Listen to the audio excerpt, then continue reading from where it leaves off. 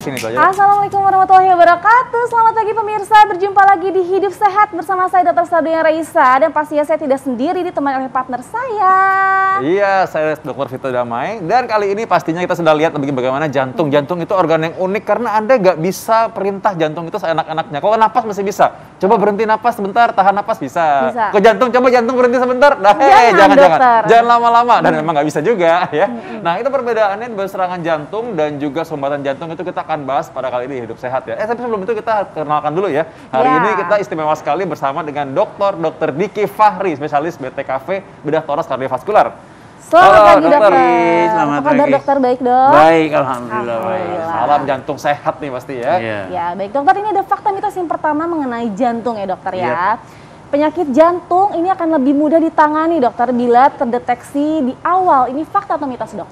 Wah, itu udah jelas-jelas suatu hal yang nyata ya. Nyata ya, fakta nyata ya. Sekali, sangat berarti nyata. Fakta betul gitu. Oke, kenapa bisa begitu dok? Pasti di mana-mana pencegahan, deteksi dini pasti lebih baik. Semua penyakit, apapun bentuknya, semua penyakit seperti itu. Baik, Nah, termasuk penumpukan plak ya dokter ya. Biasanya kan kalau di awal itu nggak kerasa ya. Kita harus percaya nih kata dokter Diki karena beliau adalah tukang reparasi jantung nih ceritanya. Jadi beliau aja bilang bahwa jangan sampai terjadi dulu. Jadi sebelumnya kita udah bisa cegah ya dokter ya. Betul sekali. Baik ya. Ini pakarnya reparasi atau bengkel jantung nih ceritanya. Bengkel jantung ya. Gitu ya. Betul. Baik. Ini fakta atau mitos berikutnya dokter Hasan, silakan. Fakta mitos berikutnya, penyumbatan jantung ini dapat menyebabkan serangan jantung. Nah, fakta atau mitos? Jadi serangan itu merupakan gejala ya, serangan. Sedangkan penyumbatan itu kelainannya. Oke. Jadi semua kelainan yang disebabkan oleh penyumbatan terkadang baru menimbulkan gejala kalau sudah persentasenya tertentu. Oke. Misalnya pembuluh darah koroner yang kita bahas pagi ini nih ya, pembuluh darah koroner jantung. Itu kalau hanya 20-30% penyumbatannya, secara kelainan sudah ada penyumbatan, tapi gejalanya belum tentu ada. Saya rasa Dr. Vito lebih tahu di dalam hal untuk menimbulkan gejalanya. Jadi untuk menimbulkan gejalanya itu memang harus dengan perubahan diameter tertentu baru timbul. Nah, inilah yang diperlukan kenapa deteksi dini, pemeriksaan berkala ke dokter ahli jantung atau rumah sakit yang tersedia. Sehingga tidak ada lagi namanya tiba-tiba serangan jantung. Nah, itu terlambat ya. Kalau ada serangan jantung terlambat.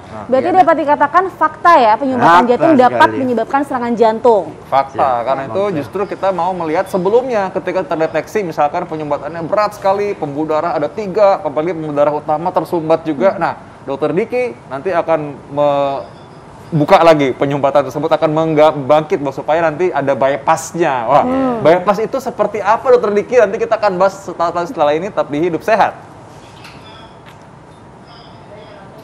Ya, saya Dr. Diki Fahri. Saya seorang dokter ahli bedah jantung yang mengkhususkan diri ke bedah jantung anak.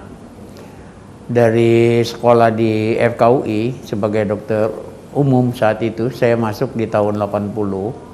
Selesai alhamdulillah di tahun 86. Pada saat tahun 82 saya mendapatkan beasiswa dari Bakri Foundation saat itu namanya.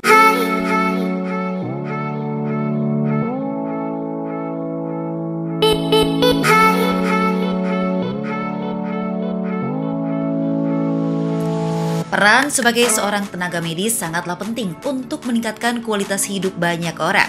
Inilah yang menjadi salah satu alasan Dr. Diki Fahri mengenyam pendidikan kedokteran di Universitas Indonesia tahun 1980 silam.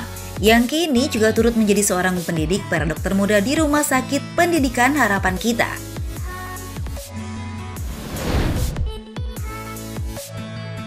Untuk berada di posisinya saat ini, banyak jalan terjal yang harus dokter Diki tempuh.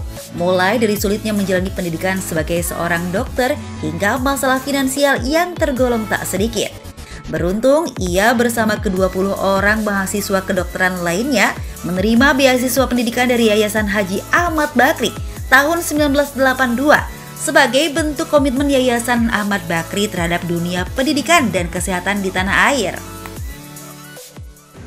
Bantuan tersebut sangat menolong kepada kami ya, karena bukan saya aja yang dapat, yaitu ada 20 orang yang mendapatkan di Fakultas Kedokteran Universitas Indonesia saat itu. sehingga kami bisa menjalani sekolah dengan agak baik, lulus dalam tepat waktu.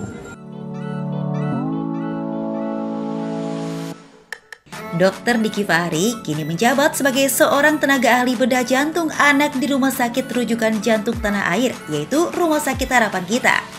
Riwayat keluarga menjadi alasan Dr. Diki untuk menempuh pendidikan sebagai ahli jantung. Apalagi setiap tahunnya kasus penyakit jantung di tanah air kian meningkat. Saya dari keluarga orang tua yang banyak problem jantungnya saat itu ya. Ada yang meninggal karena serangan jantung dan lain-lain. Dan saat itu saya sudah berstatus sebagai dokter bedah umum. Sehingga tantangan yang diberikan untuk menjadi seorang ahli bedah jantung tentu merupakan suatu hal yang harus saya jalani. Yang kedua, kebetulan jumlah ahli bedah jantung di Indonesia saat itu tidak banyak, sedangkan kasusnya banyak. Sehingga memacu kenapa saya mengambil program ini. Saya selesaikan, tahun 99 saya selesai ahli bedah jantung, kemudian saya bekerja di Rumah Sakit Jantung Harapan Kita.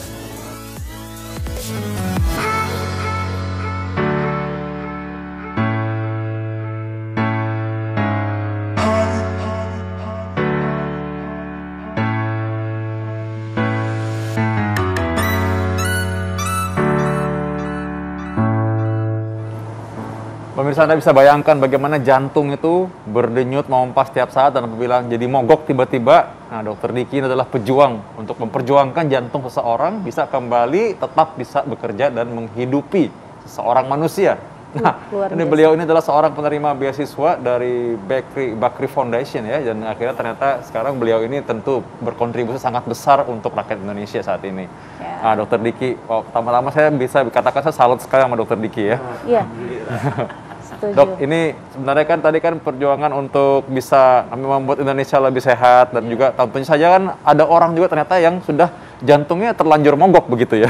Apalagi kalau anak-anak, tadi kan dokter Tian juga khusus jantung anak ya. Dari lahir emang sudah begitu. Jadi bukan salah mereka untuk katanya kan jantung kan bisanya kan orang bilang karena pola hidup, tapi jantung anak kan lain ya. Dari awal udah ada kelainan. Nah, dokter yang dengan tim akhirnya yang bisa mereparasi dan menjadikan dia punya masa depan lagi, dokter. Iya. Ada dua kata-kata pagi ini yang saya senang dari Vito nih. Boleh sedikit kita boleh ini kan dong, ya? Boleh dong. Yang pertama kata-kata bahwa jantung tidak bisa diperintahkan oleh otak. Itu kata-kata yang saya sering ucapkan kepada pasien saya. Bahwa jantung itu nggak bisa kita perintahkan, nyatanya keluar dari dia. Yang kedua adalah seorang anak itu tidak menginginkan dia sakit jantung. Tapi itu memang takdir yang ada. Jadi memang harus dibantu. Saya sangat setuju untuk hal seperti itu. Jadi ya, mengenai sedikit saya dapat bantuan ya. Saya bersyukur banget waktu dokter umum ada bantuan saat itu. Sehingga mempermudah proses, membantu saya untuk sekolah pada saat itu. Alhamdulillah. Wow, dan ternyata memang sekarang Dr. Diki pun sebagai seorang guru, pengajar, mencetak lebih banyak lagi dokter-dokter penerus beliau. Dan ilmunya terus menjadi dikontribusikan buat rakyat Indonesia ya, dokter Sasa ya. Iya, amin. Ya. Dan masyarakat juga yang menonton ini mudah-mudahan juga jadi semangat ya dokter untuk menjaga jantungnya gitu ya, jangan sampai ada masalah. Dan masih banyak juga fakta mitos terkait dengan sumbatan jantung nih dokter, pemirsa. Jangan kemana-mana pemirsa, kita akan kembali saat lagi tetap di Hidup Sehat.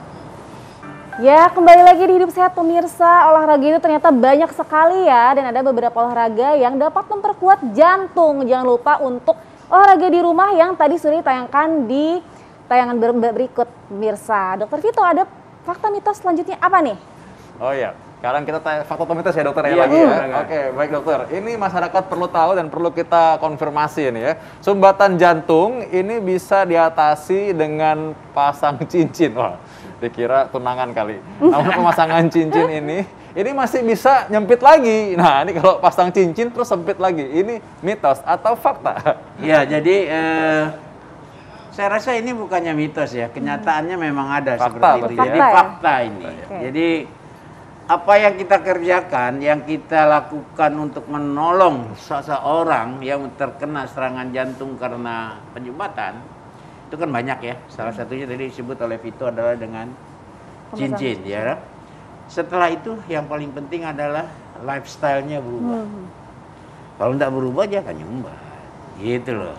Jadi lifestyle-nya harus ada olahraga, makanan yang sehat dan lain-lain seperti itu. Oke, jadi tetap dikerjakan. harus menjaga hidup pola sehat ya, pola hidup sehat maksud saya Dokter Betul Vito gitu. Iya pastinya dong. Masa orang kalau habis mandi bisa kotor lagi nggak? Ya bisa. Bisa. Makanya harus Nah, ini bagus tuh, bagus. Iya, iya. Makanya harus tetap bersih gitu kan, Iya. pola hidup sehat juga. Ada lagi nih, Dokter Sasa, apalagi? Oke, fakta mitos berikutnya. Nah, pasien yang beberapa pembuluh darahnya tersumbat nih, ini lebih baik dilakukan operasi bypass dibandingkan dengan pasang cincin. Nah, ini fakta atau mitos dokter? Iya, jadi kalau soal beberapa sumbatan yang banyak dan panjang dan keras, memang yang terbaiknya dilakukan dengan operasi. Namanya coronary artery bypass graft. Namanya CABG, CABG.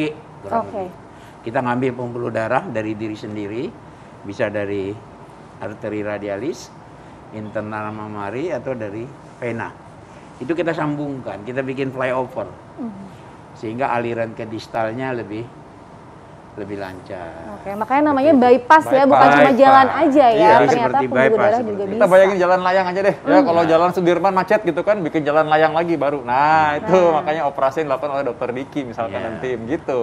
Nah, tapi karena itu kita tadi sama Dokter Diki berpesan, jangan sampai Anda sampai ke sana sebenarnya. Pinginnya jangan sampai jadi terjadi tadi macet duluan gitu Iya, ya. Dan macet. benar. Nah, ini mungkin tambahan pengetahuan bagi masyarakat sekalian ya, bahwa bedanya cincin dengan bypass. Kalau cincin itu jalan macet, itu kita pasang terowongan baru supaya macetnya samping, jadi bisa lewat lagi. Tapi jalannya sama. Nah, kalau bypass kita bikin jalan layang.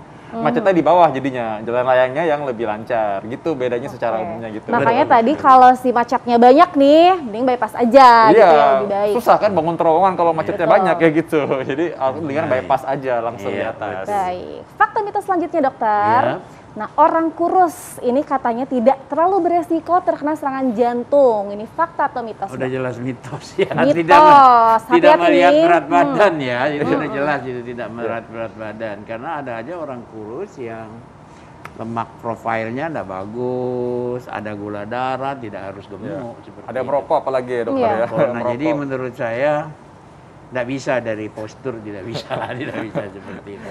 Harus dicek, harus diperiksa seperti itu. Oke, jadi bukan yang obesitas saja ya dokter Vito ya. Betul. Orang kurus Ya. juga dia beresiko terkena Tetap penyakit beresiko. jantung. Baik, selanjutnya tipsnya dokter untuk masyarakat supaya kita bisa tetap sehat walaupun ternyata ada sumbatan yang perlu pengerjaan lebih lanjut lagi nih dokter.